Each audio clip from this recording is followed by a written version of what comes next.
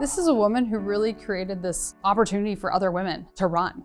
If you take Joni out of the equation, what would running look like for women today? It would probably look a lot different. We needed that current to start.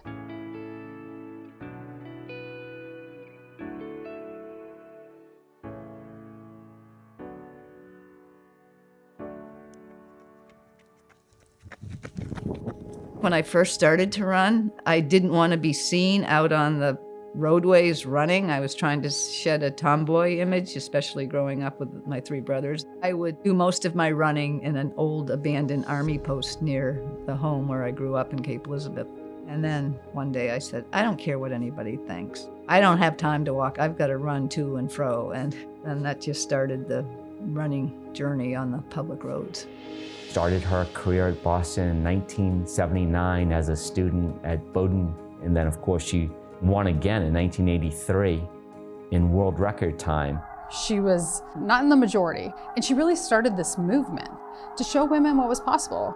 Also being a voice for women in this sport. For so long, we had all this data that was only in men. And the thought was, it's applicable to women. They're just small men. They're just like men, but they're rarely like men. Her upbringing from a nutrition standpoint is very simple, very holistic, eat from the earth, very nature-based, and a very nice look at nutrition, like a very positive relationship with food. And then a very positive relationship with those in her support system. Just like you have a well-balanced diet, you need to have a well-balanced life. And if you can balance the mind, body, and spirit aspects of one's being, then I think you're apt to have success. I mean, I tell people all the time, as an elite athlete, I used to plan my day around my running. And then when I became a mother, I planned my running around my day, but I still fit it in. She's an inspiration. What stands out is not that she's this Olympic gold medalist, but that she makes everyone who she comes into contact with feel so good about whatever they're striving for. For women to see that it's not that you need to peak when you're in your 20s, but that you can keep going into your 60s, and that success can be defined in different ways. I actually said to my coach, Bob Seveny, before the Olympic marathon, whoever wants this race the most is going to win. And I guess I wanted it more than anybody else.